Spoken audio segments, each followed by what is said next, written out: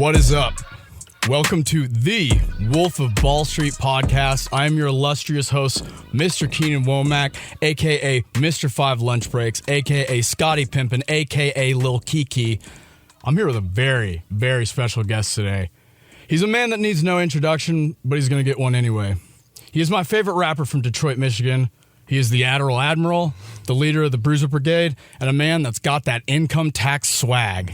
Danny Brown, welcome to the Wolf of Ball Street, brother. What's up, dog? How you doing, brother? Dude, I'm so good. I'm ready to get into Pistons, bro. Oh, man. You don't want to talk Pistons? I mean, it's looking up. It is looking up. I up. would say it's looking like a bright future. I feel like it's just all dependent on Cade right now. Mm-hmm. Yeah, it's definitely. All on him. But I would love to get some veteran presence in the locker room, to be honest. Yeah. I mean, some it's guidance. dope to have Monty because, I mean, just based on everything he did in Phoenix, you know. Yeah. So, you know, you've seen how he rallied up those young guys. So, yeah. you know, it's I don't know. I just think we need some veteran presence. I mean, hopefully we'll be able to move Bogdanovich. Yeah, I think so too. I think that's going to be a necessity for y'all because he's also on an expiring, so it's like an attractive trade piece. Let's get thoughts, blockbuster news. What do you think about the Dame trade to Milwaukee? I mean, to me, it makes them the best in the East. That's just, to me, like him and Giannis alone could give you 80 points. Yeah. You know, and then just the fact that you got Middleton as a third. Yeah. You know, that's where I think it suits him better at anyway, to have him as a third. I mean, if he can stay healthy. I mean, that's the biggest thing. I mean, we've seen Dame play pretty much, you know, he don't really get too hurt. And Giannis, you know, I mean, he got hurt last year, but I feel like Giannis could hold it down, and they still was able to keep Lopez. And I know. I mean, it was a steal to me, man. Yeah, that was a bank robbery. Yeah, I liked the trade for Portland until I found out they were going to flip Drew Holiday. Then I was like, okay, really? Like that was probably my favorite asset from that trade behind Dame is probably the him. But I think it's going to be really interesting to watch the pick and roll with Dame and Giannis as the roll man. Pick your poison. Like, what do you do in that situation? And then they have Brook Lopez who can kind of like stretch out the floor. You know, they like kick him with a short roll pass. He hits a mid-range jumper, 3-pointer from the corner. Like the offense is going to be really fun. They are missing a little bit on the defensive end because Drew Holiday is like a stud defender, one of the best point of attack defenders in the NBA. But yeah, I think it's going to be really fun to watch them in a new East. It's funny now how the East is becoming stronger because there was that long run where it was LeBron every year. Every single year, it's just whatever team LeBron is on goes to the finals. And that speaks to his greatness, of course. But like, it also a little bit speaks to like a little bit lower level of competition in the East for a long time, you know? Yeah, I don't know too much about Milwaukee bench, though. Yeah. Like, I don't I can pull it up. But yeah, I mean, the third team in that trade, Phoenix, they have like 19 dudes on the roster now. Really? So they're going to have to move some of those guys, you know what I mean? But, you know, it was an interesting trade just because, you know, Dame had been trying to get out for a while. He thought he was going to go to Miami. They thought they were going to trade, you know, Tyler Hero for Damian Lillard. It was just like an insane thought. No, why would they? That's a terrible decision. You know what I mean? So really, really interesting, the whole free agency market in the Eastern Conference. And, you know, they thought initially he was going to get traded to the Raptors, right? Like they were going to trade him Siakam and Scotty Barnes in a deal. But Toronto wasn't giving up no Scotty. No, exactly. They didn't want to give up Scotty. And if you saw, what's his name? Wojnarowski tweeted out the wrong team. Really? When he first tweeted it, Adrian Wojnarowski, he's like the NBA insider for ESPN. Yeah. I know about Woj. I figured you did. I was like, you're a hoops guy. You probably know about Woj. That's the only notification I got on is Woj. Yeah, dude. Just you and Woj for me. No, man. He tweeted out that Toronto was the team that was initially, accidentally. I've seen a lot of that. Yeah. But I think that would have sucked for him. He would have been miserable in Toronto. You think? I haven't been to Toronto. I don't know anything about it. No, I'm saying Toronto's a great place. It's one of my favorite cities. Just the roster. Yeah, I don't think I guess playing for Drake is fun. But for the most part, I don't know if he would have had that much great, especially if they're giving up Siakam, you know? Yeah, that's what, I'm glad they didn't do that. They also have OG Anunoby, who's very underrated wing player. Defensive stud. Yeah, he's a baller, for sure. And I don't know if you are a lover or hater of those Durant Warriors teams. I don't know if you liked or hated those teams. I loved them. I loved them too. Yeah. I mean, Durant went to the University of Texas, so like he's an icon in Austin. I'm sure you know that already. You know, it was like right when I started getting into college basketball, like he came to UT. PJ Tucker as well, right? Yeah, PJ Tucker. There's a lot of horns. Actually, behind Kentucky, Texas has, I think, the most active NBA players. Oh, dope. Yeah, because they got a bunch of bigs like Jarrett Allen, the dude from Cleveland, and Miles Turner. Like a bunch of these dudes went to Texas, man, and they just didn't go anywhere was the problem, you know. So like a lot of those guys would be sort of, you know, they'd be 4 or 5 star recruits out of high school, right? They show up on campus, they underperform, they get drafted later, and then they don't have a great career. And like that was kind of a pattern for UT basketball for a while. Stuck on 6th Street. They having too much fun here. Oh man, dude. I remember you said something on a podcast, I think, and it was that 6th Street is GTA. Or it's just like live GTA, or maybe Shane Gillis said it was one of y'all too. Yeah. That's such a like accurate take. And like I remember the first night they let me loose on 6th Street when I was like 19, I had a fake ID, was with all my buddies. It's like heaven. It's literally like heaven when you're 19 and like the reality of the situation hasn't hit you yet that you can't do that all the time. Yeah, once you get my age, 40, it's over, bro. I'm terrified. I'm 30. I just turned 30 last week, so. I mean, when I was drinking a lot, you know, I'll go down there and cause a lot of ruckus. You know, probably the reason why I went to rehab. Yeah, man. Well, congratulations on that, by the way. That's really impressive, really important stuff. So I'm sober too. So yeah, it's been going good for me, man. That's amazing, dude. Yeah, it's a hard thing to go through, but like I always feel better on the other side. You know what I mean? Yeah, I was over there the other night. I went to the mothership, and and they had it like the street blocked off. They were doing like a parade type of situation. And I was like, oh man, I had to walk through all those people and walk down there. I was just getting PTSD. Like, oh yeah, I remember all the times. But I used to be down there. I used to get wasted and just hang out. I just never knew how much I was playing with the law or with my life. Like, because you go down to 6th Street on like a Tuesday. Oh, it's rough, dude. Oh man, I was there like I want to say maybe a few months ago. Just went out like on a normal like Wednesday, Tuesday, and I swear I seen 2 bums fighting in like my first 3 minutes out the Uber. I was like, what? This is dangerous over here, man. Dude, yeah. One time I was walking to class on campus, and there was these 2 homeless dudes. They were drinking Franzia. It was like 10 in the morning, right? Oh, man. Yeah, 10 in the morning. Like slapping the bag. A great start to your day. Yeah, a lot of productivity is going on with those guys for sure. But they were beating each other with like bike chains, like wow. And I was like just like in shock, just like with my backpack on, and I was like, I got to get out of here, dude. Live action recreation of the Warriors or something, man. Like, Warriors. Yeah, like dude. Savage Nomad days. That's banger and a half. You know what I like about that song? There's that drum fill at the end. I've been playing drums for like 16 years, so I love the drums, dude. That's my stuff. But yeah, we can jump back to basketball. We're going to be all over the place today, and that's cool. That's how I want it to be. I like to just talk about a lot of stuff, not just one thing, you know. Because I was recently in New Orleans. I love New Orleans, when I was on the road. dude. Yeah, I do. And because I haven't been in a while, and I was on Bourbon Street, and I was like, I don't know, I think 6th Street might be a little wilder than this. Yeah. Because I tell like everybody there, they know what they getting into. You know what I'm saying? Sometimes you be on 6th Street, it'd be like just normal people, like, you know, doing their travels. They might, 6th Street popping, let's go over there. But it's dangerous. It sneaks up on you. 6th Street sneaks up on you if you're not prepared for it. I do think I scare myself because I follow that 6th Street fights. Oh, my God, like, dude. Man, every day. It's amazing. It's to the point I'm wondering, like, man, what does he have, like, multiple people running around 6th Street? They on walkie-talkies, like, it's a fight. There's a fight over here. And he's just running down there because how does he get it? It's like every day. But all right, we can flip back to basketball. I can stay on that topic forever. No, that's really fun. I'll tell you one story too. I worked at this bar the back half of college while I was sober. You know, I was working at this bar, and I was working the back, and there's this woman. She's just clearly on something. You know, I don't know what. Running down the alley, there's this cop like full speed chasing her. Like, she was dusting him. She was dusting him. He was kind of fat dude, right? She was like leaving him in the dust, right? But she turns around and she takes this board with nails in it and just flings it at this cop. Hits the dude in the leg, and I was like, "Ooh, assault on a police officer is not good." I feel like she had that already set up. Like, that was a booby trap. Like she yeah, she already had that set up. I know which way to run. I got you. Ugh. That's some Sixth Street bums, man. They next level, man. Oh, yeah, dude. I mean, the funny thing is, too, is like a lot of the Sixth Street bums, like they have like a tier. Like there's like a captain and there's like lower. My sister's a bartender on Sixth Street, so at Friends. I don't know if you know that bar, but Gary Clark Jr. is there a lot because it's a blues bar. But yeah, dude, I've seen some insane stuff. I saw dudes jump a guy a couple times. The craziest thing I've ever heard. I wasn't there for this, so I can't confirm whether it was true. But my friend, who I trust, told me he was watching these two guys like kind of jaw at each other. One guy's like 6'6", one guy's like 5'9".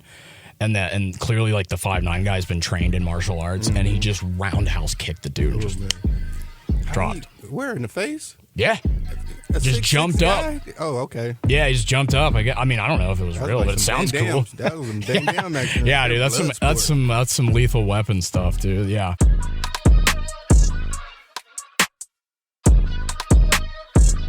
Do you follow Texas basketball at all? Have you been to a game? I want to go to some games. Yeah, you should. We should go. Some women's basketball They're games. great, too, man. Women's basketball team's really good at UT. They have a great coach. Some volleyball games as well. Hell yeah, man. I'm really a huge women's volleyball fan. Yeah, man. It's fun, dude. I went to... Nothing wrong with that, bro. For the sport. Just for the sport, you know. Yeah. Oh, my God. Oh, that's amazing. Yeah, we should go to a basketball game this year. I'm down. I'll take because I work the games, right? Because I cover UT basketball for a living, full time. That's my full time job, and I'm just gonna take a night off. We can go to the game or something. I'm definitely down. It's super pretty. Have you been to the Moody yet? No. Yeah, I've been there a few times for a concert or something. To, Logic's show there. Oh, nice. Yeah, I mean it's one of my favorite venues. I saw the Black Keys there. That was really cool. Nice. They killed it. And then I've been to a football game here. Oh, you have? Which one? Man, it was last year. I think it was Too hot. First. Oh my God, it was not a great time for me. No, it's not. I didn't know black people could get burnt. You know what I'm saying? Now I keep sunscreen on me, but I didn't know that, man. It was terrible. Like, why am I darker? What's going on, dude? I was so irritated. Like, I'm sure. I didn't know. I thought we had the things to protect us from this, you know. But no, I got burnt, man. Oh yeah, dude. That's like a classic experience. I was at the Alabama game last year that they lost, and I was on the upper deck facing this way. So my back of my neck was like, I looked like an Alabama fan. It was crimson red, the back of my neck, and it hurt for like a week. I feel like they built it right under the sun. Like, yeah. They should have some mirrors just reflecting more of it onto the field. Like I was in the pyramids in Egypt or something. Yeah, dude. It's like you start seeing mirages and stuff, you know, there's just it's what's going on, dude? It's so hot. I don't know what's going on, dude. And I was staying hydrated, but it's impossible to in that kind of heat. I'm pretty much used to it now. I mean, coming from Michigan, you know, sure. I definitely can't deal with the cold no more, man. Yeah. So I'm happy to be here. Yeah. Because I know people always hear, like, man, you complaining about the weather in Texas. Go back home then. It's like, no, man. It's like I'm 10 cool. degrees in there. Snow. Like, I'm cool on snow. Yeah, man. That's why I still live in Texas. As a kid, I was always like, oh, man, I'm going to definitely leave the state. And now I'm never going to leave this. I just love it here. Yeah, I love Austin. I'm from Dallas initially, but I love Austin. Yeah, I got some people in Fort Worth. Yeah, dude. Fort Worth is like a very underrated town, dude. I've had like a lot of fun in Fort Worth. There's a lot of cool bars over there and stuff. I went out there for the last Texas at TCU basketball game, actually. And, man, those dudes get riled up. Everybody hates Texas, man. Everybody hates UT in the state. You know, That's anybody crazy. that didn't go there is pretty much a hater of UT, which, you know, it kind of reflects in the way that the football team is playing right now. You know, they're playing really tough, like physical ball, which is like what they've been criticized for not doing. But back to basketball, Texas basketball, I'll give you a little introduction to the new team, right? So, point guard, they got Tyrese Hunter, played for Iowa State a couple of years ago. He's a total badass. Ohio. Point guard. From Michigan. Not Ohio, Iowa. Not Ohio State. No, I'm sure you hate Ohio State. Are you a UM guy? Yeah. Yeah, you bleed blue? We got some buddies who Hail to bleed the blue. victors. Yeah. That's But, awesome, you know, since dude. I've been here, I've been watching Longhorns. They're just a fun, like, I love the coaches. Like, I love the UT basketball coach. I tell a story all the time, Rodney Terry. So when he replaced, I don't know if you heard when he replaced the old coach. Did you hear that? The old coach got a domestic violence. Oh, wow. And they fired him. And then this guy took over. And this guy's been doing great. Oh, tight. And it's a lot easier to cheer for the team when you know the coach isn't like a bad guy. Yeah, exactly. But what's cool about Rodney Terry is his first press conference as acting head coach before he was officially the head coach. It was just like during the season, like kind of like an interim. we were in the press conference, and I raised my hand, I asked a question, and he knew my name. And I don't think I'd met him maybe once before. Oh, wow. And he knew everybody's name in the whole room. And it's just like, that means so much. It means a lot in recruiting when you're going after these high school kids. You're like, I want my kid to be somebody I can trust, you know? Yeah. And like, that's the kind of vibe he gives off to me. Yeah, and that shows he's engulfing himself in the culture, too. Definitely, yeah. And that, I mean, like, you know, in a lot of ways at UT, people have thought, you know, basketball is kind of an afterthought because football is so gigantic. Mm-hmm. Even baseball is huge at UT. Like baseball, UT is one of the best baseball programs in the country. I love women's softball too. Yeah, dude. Did you watch that OU team last year? I watched a lot of women's softball. They went 36-1 last year. I just love the way they throw the ball. Like anyone's that aggressive, but it's awesome, dude. You can just imagine what she could do with that arm. She's getting a fight or something. Maybe thick too. Oh my gosh. Yeah, so basically the team this year, so this is their last year in the Big 12 conference, right? Mm-hmm. Been in this conference, everybody hates it, they want to leave. So they're going to the SEC, which is where Alabama plays, and like Georgia and all that. So that's like everybody in the conference hates Texas because they're leaving. So everybody's like they're rigging games against. I don't think that, obviously that's not true, but like, you know, fans like to just like start rumors about stuff like, oh, they're fixing games or whatever. It's like, nah, man. I think if the media had its way, Texas would win it every year because they generate a lot of money. People love to hate them, so they watch all the games. You know what I mean? And that extends to basketball. So last year they went to the Elite Eight, right? Arguably their best player in that tournament run, a guy named Dylan Dessou, who I'm friends with, great guy. I've interviewed him a million times, and he put up 28 in the game before that. Like NCAA tournament, dropped 28 points, 10 rebounds. Like that's a lot in a college game. Mm-hmm. And then he hurt his foot, and he couldn't play in the Elite Eight game, so they got beat at the end by Miami in the final, and they didn't get to go to the Final Four. So they're kind of coming off like it's like a very successful season, but also with like kind of a sour ending. Yeah. And I think that's motivation for these guys to go forward and try to, like, you know, we can get right back where we were. That wasn't a fluke. You know what I mean? Yeah. I'd definitely let it go see them. Yeah. They're super fun. And the Moody's really cool, although me and you are going to have to convince the AD to change the music because when it goes down at the end, like they do all these LED lights and it plays like AC/DC, and I'm like, nah, that's dude. Cool. Nah, dude. Like it needs to be Knuck If You Buck, dude. Or like Wipe Me Down or something. It depends on what AC/DC song it is. It's Thunderstruck. Oh, okay. That song's kind of corny. I don't know. Yeah, I mean...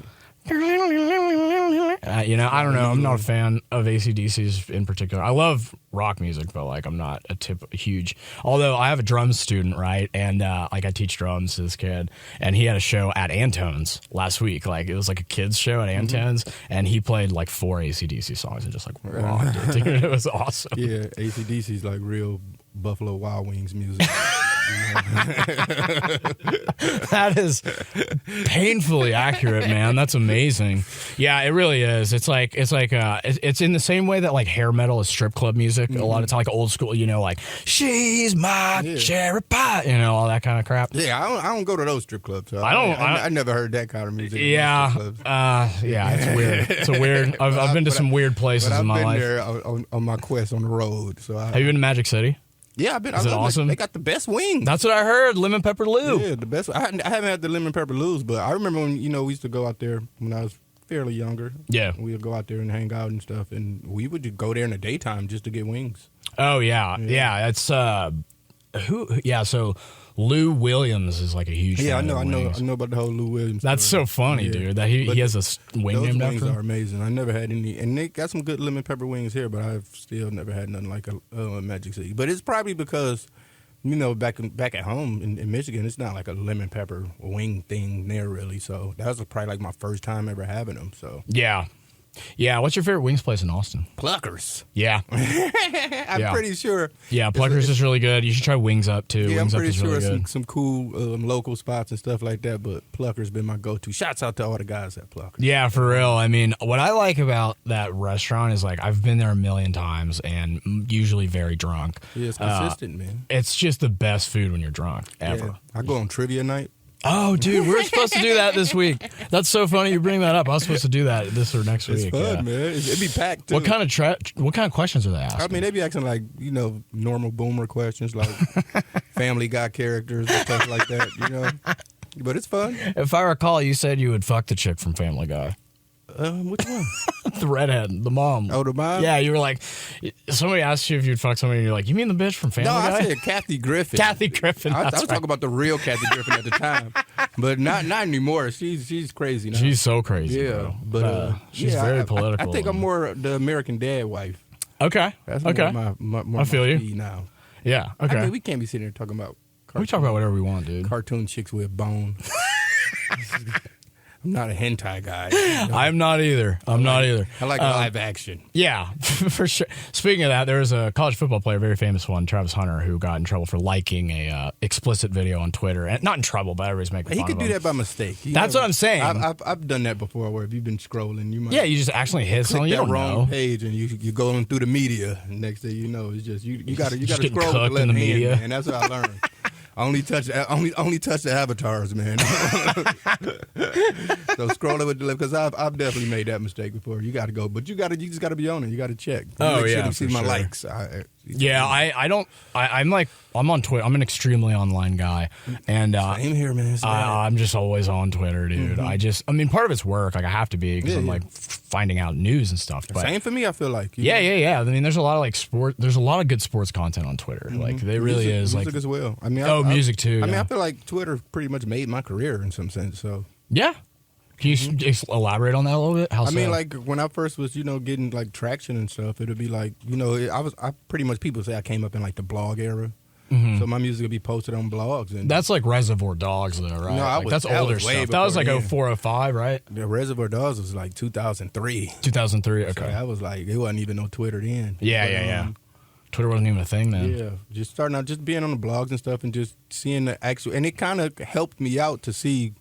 It's almost like you getting instant feedback on what people do, so it's like, seeing what people liked and this and that. It's almost like product research type of thing for me. But yeah, just seeing people, talk about me on Twitter and stuff like that, and it was just, then you could retweet and stuff like that. But yeah, for the most part, yeah, I feel like Twitter definitely helped me a lot, and to get my music into the people that really could make things happen for me. Yeah, definitely. I remember the first time I ever tweeted, the first tweet I ever did was at you, and it said you and Young Thug should do a song together. It was like 2012. I was a super early supporter of Young Thug. I actually got up on Young Thug in Australia. Oh, really? I found him on old Gucci mixtapes. Like I was listening to like an old Gucci way tape. before that. I remember I was in Australia, and it was like we was actually playing at I was playing with Sydney Hall with Our Future. Oh, wow, that's cool. Before all the stuff went down and stuff, and one of the promoters was like, "You ever heard of a guy named Young Thug?" I can't do an Australian accent, but yeah. Young Thug. And I was like, Young Thug. It sounded like the most generic rap name I ever heard in my life. So I was like, what? Hell no. Like, that don't even sound like something I'd be into.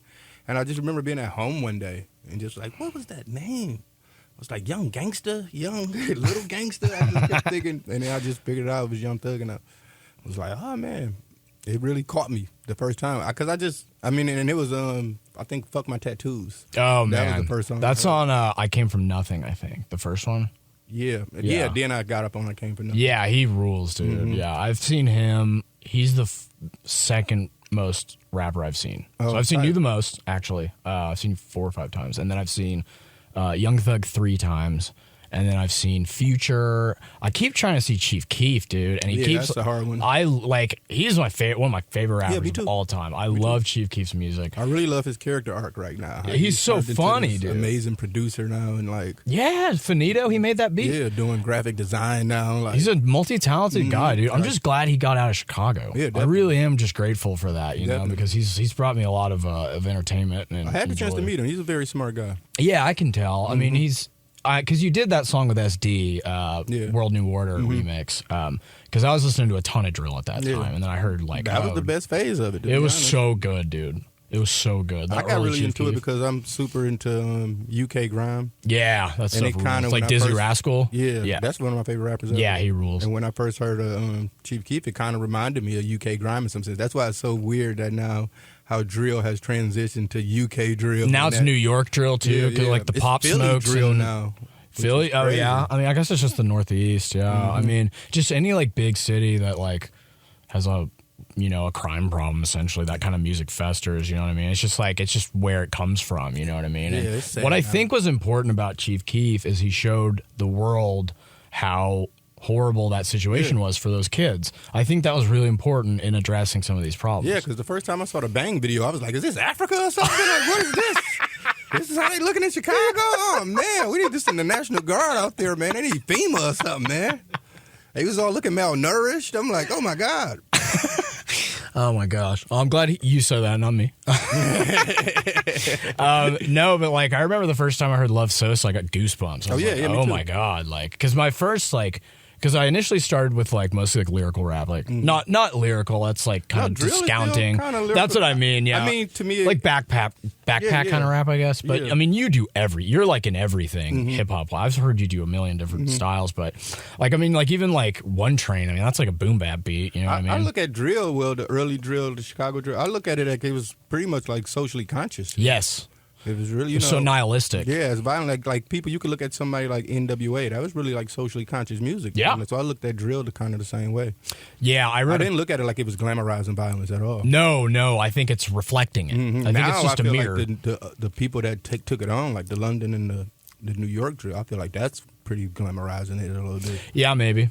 I think like you were saying, like it kind of saved Chief Keef's life that he went viral. I think, you know. And the weird, crazy part is that I got up on Chief Keef through Lil B. Oh, really? Yeah, that doesn't surprise me. Lil B did the Bang remix, and I was a huge Lil B fan. That's right. Yeah, and that's the first time I heard Chief Keef was through Lil B. I heard. I don't know them. Like he put drill on, like it's crazy. Yeah, Chop deserves a lot of credit too. Chop was like serious. But that was when he was with DJ Ken. DJ Ken's like the OG of that drill sound. I mean, because did you ever hear the story of how they met him? Yeah. I actually liked the DJ Ken beats better because they was a lot more minimal, like Chop stuff. Yeah. Like still like I can compare it to like Atlanta trap stuff. Yeah, it sounds more like Atlanta trap stuff for sure. It sounds like something like C4 would make. Like, I ain't never heard no beats like that. Like what Ken was doing, it was almost like Griselda-esque. Ooh, like it was minimal, Griselda rules. It was like minimal drums and like these, crazy synths. Just Yeah. So yeah. Yeah, I have seen like hip hop's probably my favorite kind of music. I really like jazz kind of, and then I like a lot of like yacht rock. Like I love Steely Dan. Yeah, Steely Dan's like one of my favorite bands of all time. Being in Texas was the first time I ever heard that term yacht rock. I didn't know what that was. Yeah, it's like Christopher Cross and like and my girl, her daughter is in the yacht rock. I'm like, what? This is a thing.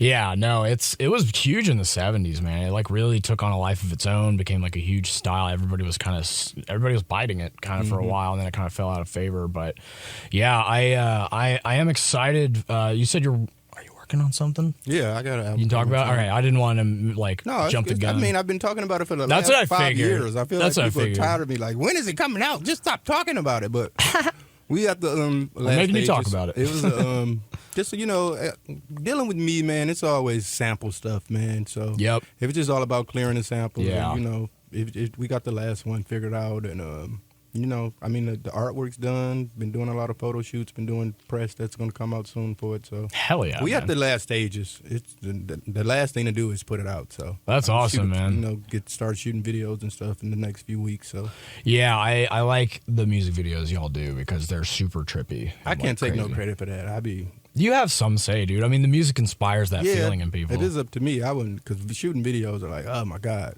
I would just rather do an animated video or something, man. I do something I ain't got to show up to. My most successful video I ever had was growing up, and all I had to do was show up and walk. That little kid with the hair. And walk one time. Yeah, was like, I was back when you had the hair. That was yeah. That was emo cut. What year did that song come out? 14? 13? No, way before that. I want to say 2012, maybe. Grown Up? Mm-hmm. Oh, yeah. Because I heard 30 was the first thing I heard by you. That was 2011. So, yeah, Grown Up was probably 2012. And I remember because my buddy and I were talking about, I still talk to this guy to this day. He's one of my really good friends. He's a music head. He's a really talented producer, too, actually. He makes beats and stuff. But we were talking about whether we think Good Kid, Mad City or 30, like which record, and like we couldn't pick. I would say Good Kid, Mad City. Well, yeah, because you're a humble guy. But I mean, it was a lot more work that went into that album. But yours is just, it's unique, man. Nothing sounds like anything on that album. Good Kid, Mad City is like a movie. It is. It's a beautiful album. Don't get me wrong. Yeah. But like, I don't know. Had hits. I ain't had no hits. I mean, I guess, but Underground. I'm still an underground guy. yeah, but that's the way to go, dude. Mm-hmm. You know, I mean, because you were independent for a while, right? I'm still in. I'm signed to indie labels. Yeah. Because you were at Fool's Gold, right? Yeah, I was with Fool's Gold, and I've been with Warp. A-Track? I've been with Warp ever since. Yeah. Okay. Yeah, because I remember seeing A-Track at it was a Fool's Gold Records show in 2013 at Empire Garage, and I probably was there drunk. That was the most lit party ever. It was so much fun, dude. I was at a wedding last weekend, and my buddy went to that show with me, and we were talking about it. Like, it was like the greatest night of our lives, dude. Yeah, that was a fun time back then. It was, South by used to be like the greatest thing in the entire world. Yeah, dude. I mean, I totally got to give South by all the credit for my career, to be honest. Yeah, no, I mean, it helped a ton of people blow up. Helped, what's his name, DaBaby blew up because of South by. Yeah, I was here that time, too. I seen him when he was doing Was he in the diaper? I was like, what the? I mean, he's glad he made it, you know? Yeah, no, I mean, some people have different paths, I guess. Like, wow. There's different things that appeal to different people, I guess. This is where we're going now. Yeah, dude, it should be interesting to see where hip hop goes in the next few years, because I feel like there's so much melding of musical styles. I feel like it's just going to be a completely different. Because if, say, like 10 years ago or 15 years ago, you heard like Future from 2019, you'd be like, what is this? This sounds weird. But like, you just can't even predict what the next sound is going to be. It just takes on a life of its own. It's its own thing. I feel like it's been stagnant. You think? For a minute, yeah. Because you can listen to some of those old Future songs, and he can put that out today, and it's still work in the same climate. So yeah, no, I mean, so that just shows you stuff hasn't really moved as forward as we thought. And then it's a lot of stuff that's just like, being influenced from older stuff, which kind of feels like cosplay to me. like LARPing. You're LARPing. You know what I'm saying? Like, it's like, because it's not really better than the old stuff, but So I don't know. I to be honest, I've been more into like the hyperpop stuff. Okay. And that's what I've been listening to. Who are some of the artists you like? I like Frost Children. Really into Frost Children. I mean, of course, 100 Gex. Yeah, that's like the obvious one, right? But, do you consider like clipping as part of that? No, I would say that's more alternative or hip-hop. like Death Grips or anything like that. That's like alternative hip-hop. I feel like I'm in the same lane as that, Okay, yeah. No, I see you, because like you have similar fan bases, I would think. And it's typically people who are like pretty well read on music, I would say. Me and my my partner JPEG Mafia, we were talking about it. We were like, man, we like the Elden Ring of rap. You know what I'm saying? It's like, it's really hard to get into. The Skyrim, but it's the Elder best, Scrolls of rap. It's like, we like the Elden Ring of rap, man. That rules, dude. I love that, dude. You should make that like a joke on Twitter, dude, and just get the hashtags rolling, man.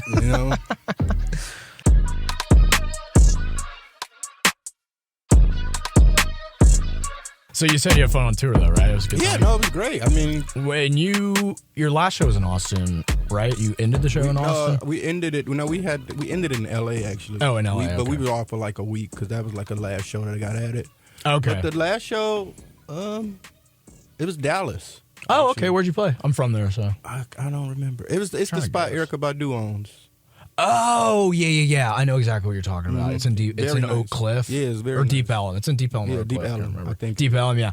I spent a lot of time in Deep Ellum in my younger days. Like, whenever I come back from college, like, me and my buddies would always go down there. Or, like, Lower Greenville or whatever. But I just think Austin has so much more to do if you're, like, a guy that doesn't drink. Really? Like, I think, I think it's all about drinking. Really? Yeah, I don't know. I've found so much stuff to do that doesn't involve drinking at all. We gotta hang out then, because I gotta figure it out. Hey, man, we're hanging out right now, right? Yeah. No, but like, there's so much stuff that you don't need alcohol for. Like, I quit like 2.5 years ago. Oh, great, something man. like that. Thank you. Get like you, man.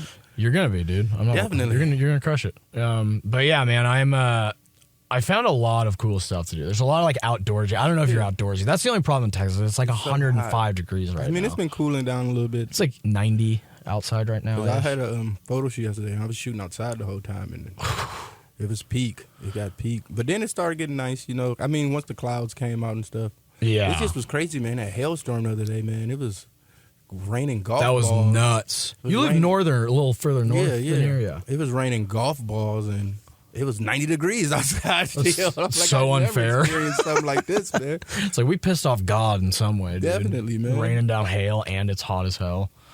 But yeah, what kind of made you want to move to Austin? I met a nice young lady here, and I was coming here all the time, visiting her. And then, working with YMH, they always, talking about doing a podcast. We always, Tom will always tell me, like, man, you should do a podcast. You should do a podcast. And I was like, man, that seems like a lot of work, and that's not something that I would probably want to do on my own. But if I was to be able to do one with y'all, like, I would definitely be down with that. But that's when they was in L.A. at the time, and I wasn't in L.A. Right. And I was still in Detroit. Okay. So then, I was coming back, and I was just, I feel like, when you live somewhere for so long, and I just knew I had to get out. Yeah. So I get it. That's how I felt about Dallas. I don't feel like I could have ever got clean if I still stayed at home. So I was just ready to get out of that lifestyle, kind of. Yeah. And, once he told me he was moving to Austin, it was like a light bulb went off in my head. When who did? When who told you that? Tom Segura. Okay, yeah, when he told me he was moving to Austin, it's like, oh. And then I wanted, I was like, all right, I'm moving to Austin too then.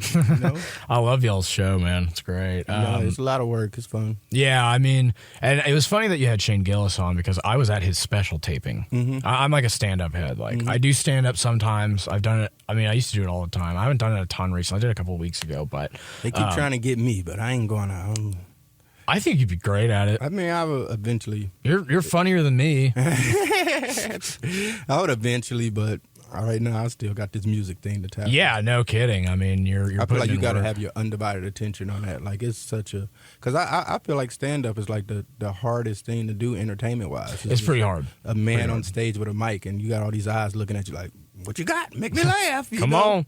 So it's like with music, you up there with the beat, do some cool dance moves. Yeah. Yeah, I mean, I've been playing music for, like, I've played probably like 40, 50 shows in Austin in the last 10 years-ish. I've played all around the state, too. I played like Houston, San Marcos, Fort Worth, Dallas. Like, we went on a little tour, one of my old bands and I. It's a hard lifestyle, dude. Yeah. Touring all the time. It's not easy. And, like, we did it for like a week. And I can't even imagine. How long was your tour? Like 2 months? A month and a half. Month and a half, yeah. But I've been 3-month tours, 4-month tours. Yeah. I mean, this one was really hard. I wouldn't say it was hard for me because it got to the point where I started to have fun with it. Yeah. Because this is my first time doing it sober. Yeah. Totally different. And that was scary to think of, but it got to the point where just being on stage started to feel like therapy. Because before I used to be just getting fucked up and be like, oh man, let's get this over with. I had that attitude towards it. And then this tour, it got to the point where I couldn't wait to get on stage. Yeah. That was like the fun part of my day. Let's go. Just getting that energy from the crowd and, it's just so cool that the way they understood the album, Yeah. It was like, it was that fun, album man. slaps, by the way. Thank very, you, brother. very impressive work. Thank you. Me and Peggy, he was flying up here. Peggy's we worked on the it for like man, a few years. I'm maybe a year and a half. But he was coming out to Austin all the time. I heard the first time I ever heard JPEG was on Channel Trace. It was on a Channel. Yeah. It was on a Channel Trace song. That song, it's called "Hungry." Maybe. Mm-hmm. I don't know. It's a banger. That's how I had heard of JPEG Mafia before because I'm on the Reddits and I've seen them talked about quite a bit. Well, I find a lot of music through Reddit, dude. Yeah. Like I spend. No, you can find a lot of things through Reddit. You find a lot of stuff you shouldn't find through Reddit. I was like, what is this? Wait, what did you say? The Goon Caves. Like, oh man, elaborate setups for porn. They also have that ridiculous tag when it's like earth porn and it's like a picture of the earth. It's like, why are we putting that in there, dude? Like, come on. Oh man. Yeah, dude.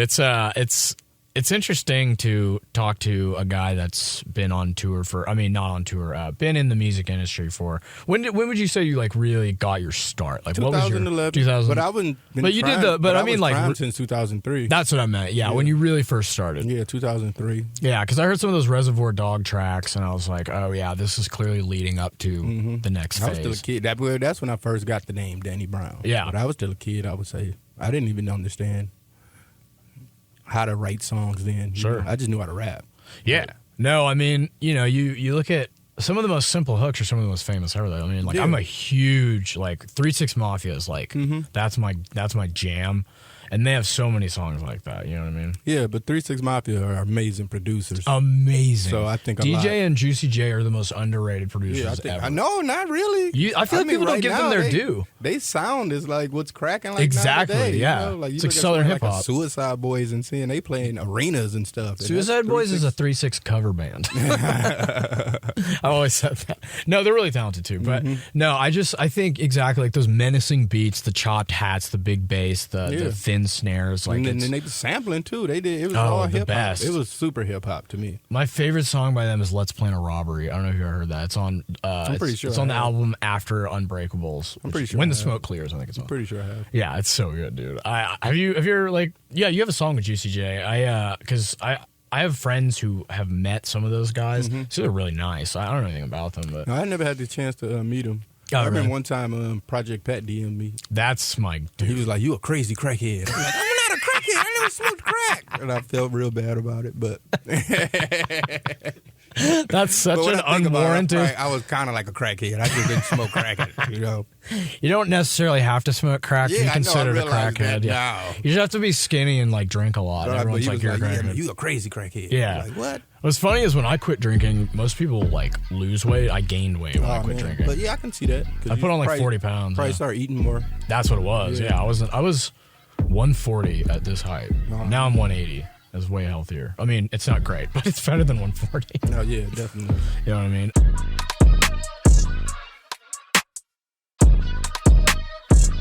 Let's jump back into a little bit of basketball because I do want to get your takes on a couple more things.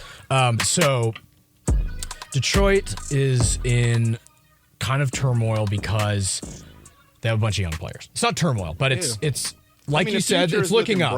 The trajectory is good. The problem, my only issue with it is like, Cade has to stay healthy, man. Yeah, has to stay healthy. No, that's the number one thing. I mean, he's the best, one of the best players in the NBA. Everything, really? I think so. Yeah, I think he has a talent to be. He's from Dallas. I mean, I remember watching this kid all the way through Oklahoma State. I mean, he was the number one pick for a reason, dude. Yeah. Like he's when he's healthy, his IQ is off the charts. Genius. You know? So, but yeah, man, like I say, the season depends on him. So yeah, it's all about him being healthy. Yeah. What would your like ideal season look like for the Pistons this year? I mean, just basically making it to the play-in. Make the play-in. Make the play-in. If they make the play-in, that would be a success. I think so too. Yeah, it's kind of like just with the last few years having Casey, man, he just was. I don't know what was up. He will run some of the craziest lineups I ever seen in my life. Like his rotations was just. It was just mind-boggling. And then he really loved Corey Joseph for some reason, man. Hey, he's a Longhorn. You know, play for UT.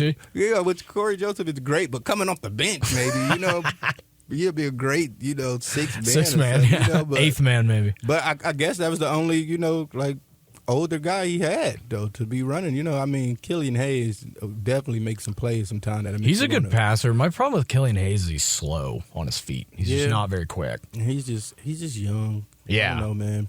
But, you know, I'm a huge, I like beast mode. That's my guy. Yeah. You know what I'm saying? Hell yeah, dude. We need to keep beast mode. Yeah, definitely. Know, so that's Jaden, right? No, that's Duran. Stewart. Oh, I thought Isaiah Stewart. I mean, Beef Stew, you know? Oh, yeah, you're right, completely. I was calling him beast mode, my bad. But Beef Stew. Yeah, my bad. But yeah, him and I don't know if him and Duran could play together, though.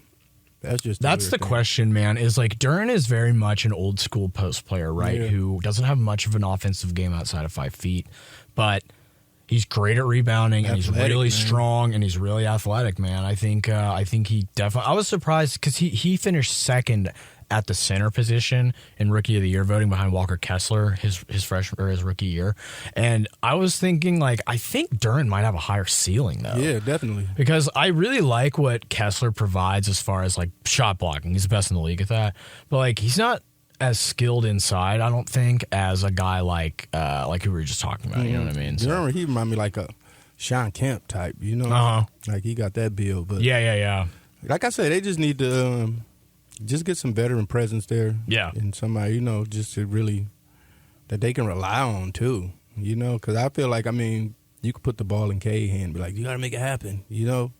But for the most part, we need somebody just in that fourth quarter when it's down 2 minutes. Oh, yeah. Because they lost a lot of games like that. Oh, yeah. I think they were first or second in the NBA in, like, clutch game losses or something. Like, they get close.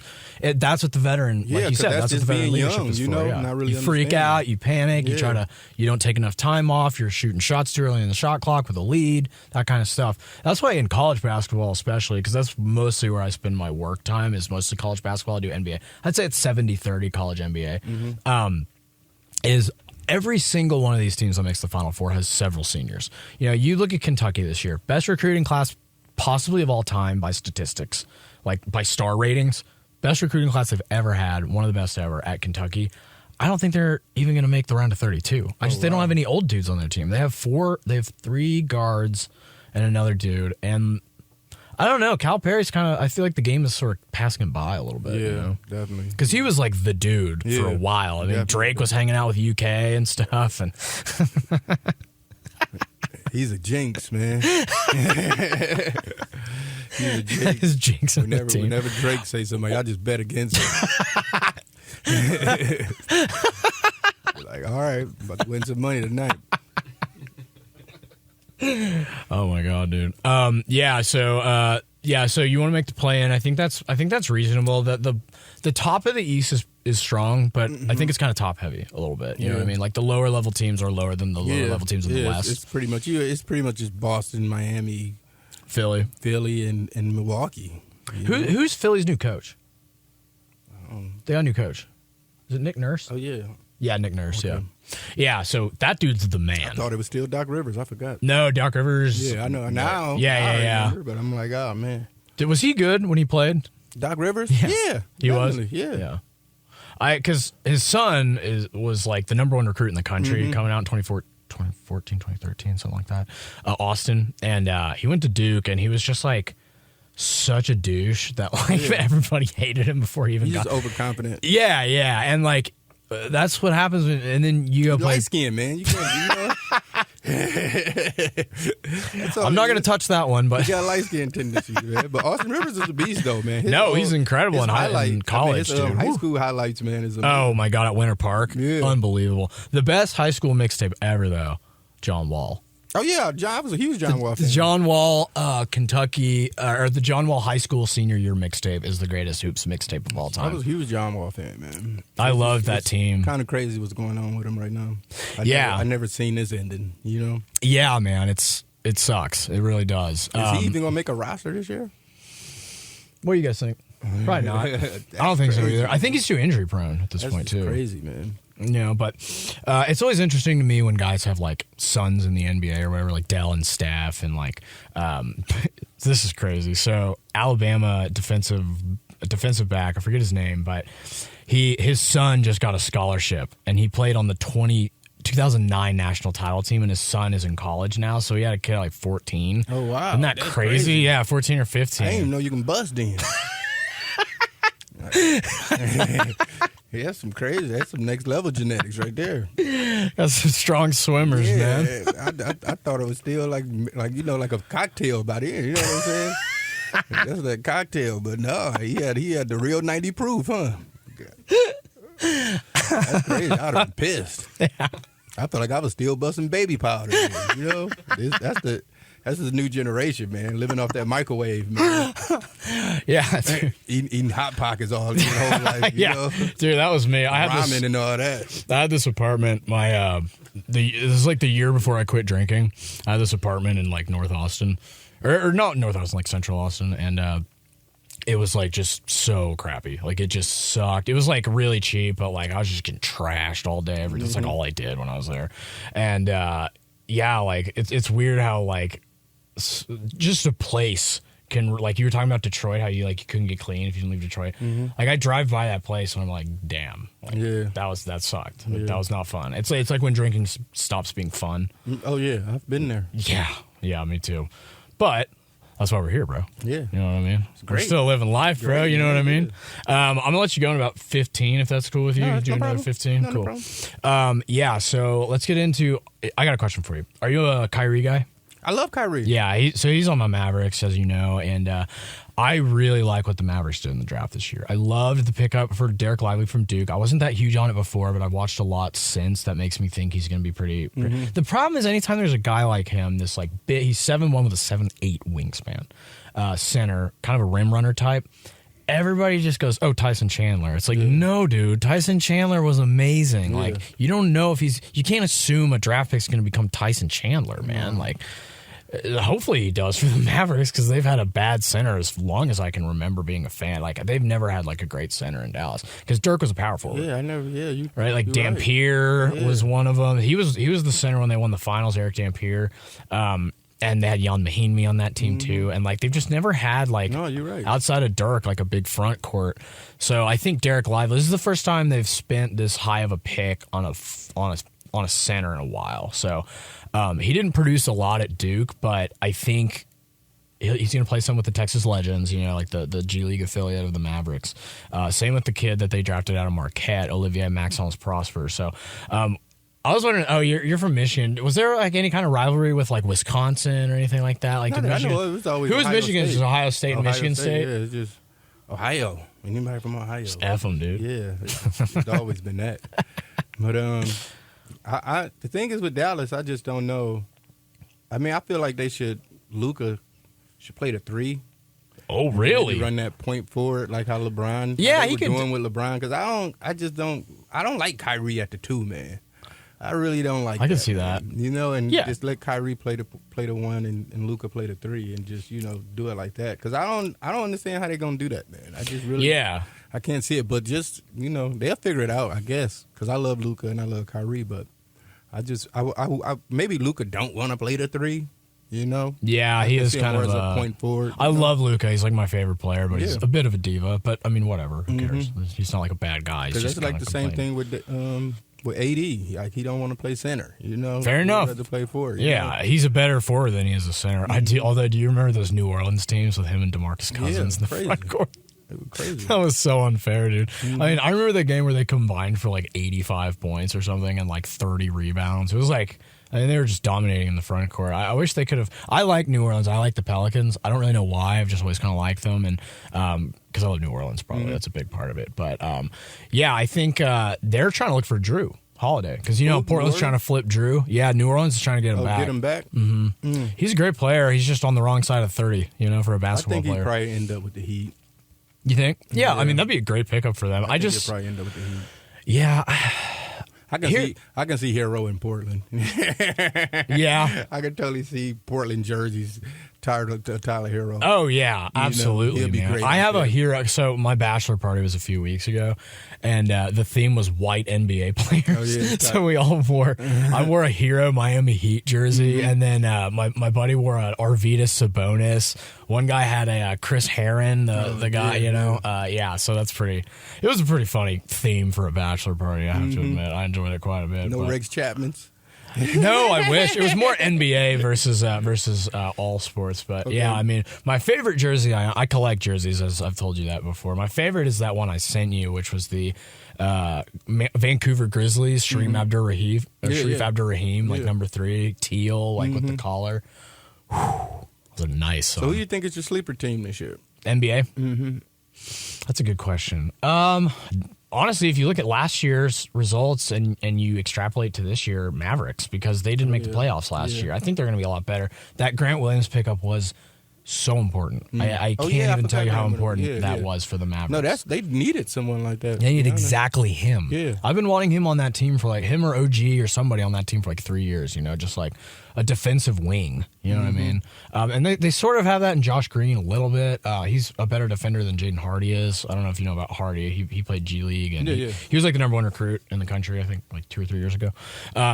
So a big part of my job, I write for Rivals. So I cover high school and college sports mostly. I cover recruiting, which kid's going to go to what school, and you're talking to handlers all day, and you're trying to text these kids. They don't text you back. It's kind of a nightmare, but it is interesting to see the building blocks being built, and you see this guy. You meet him when he's 17, and now you see him in the NBA. That's what was so cool to me about NBA Summer League this summer. So I went to Vegas I did a sober Vegas trip for 4 days, and I went to NBA Summer League, and all these guys I'd been scouting, all these guys I'd written articles about, all these guys I've been watching videos of. I got to see them all play at once. It was like ACL for basketball. Yeah, that's how I view it. It's like all in one place, man. So the way it's set up is they have 2 courts. They have the Cox Pavilion and the Thomas and Mack Center, and they just allow you to walk back, and there's 4 games in each gym each day, so you just flip back and forth between games. Oh man, dude, it was like heaven, bro. It was so fun. Summer League has become people vacations now.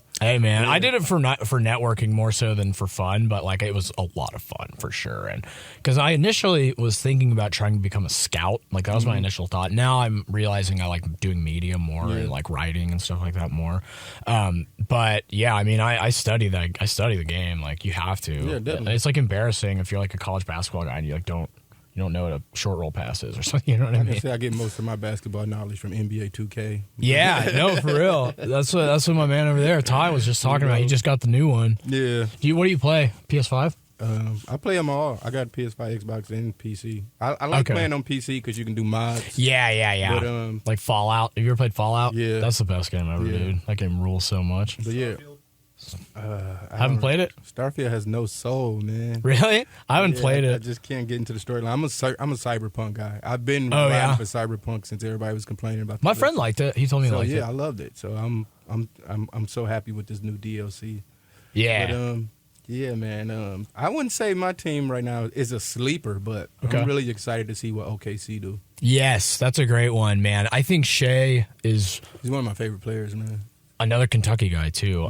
So SGA, I love Josh Giddey, too. The curly-headed Australian dude. Yeah. He reminds me a lot. He and this new guy, Anthony Black, kind of remind me a lot of each other. But I kind of get almost, not personality-wise, but just like kind of like play style. He's like kind of more of a jumbo, kind of like play creator, you know what I mean? And that's becoming so common in the NBA now. I mean, you look at Luka, you look at Cade, you look at Anthony Black, you look at Josh Giddey, you look at all these guys who are 6'6" or taller, who can handle the rock, they can pass, they can hit guys on pick and rolls. Put you in that post. Put you in the post. Yeah, I mean, like those like little I mean, what Luka is great at those like his body control where he just backs you down and then he spins over you and just hits the shot. I mean, it's like unstoppable sometimes. But last year OKC was just so fun to watch. So fun. They got Chet back, so I just really want to see what they do. Oh, dude, I am a Chet guy, dude. I ride for Chet. It's crazy to me that Denver won it. No one even just talks. It's still nobody cares. Yeah, it's like small market team, even though it's not really a small market.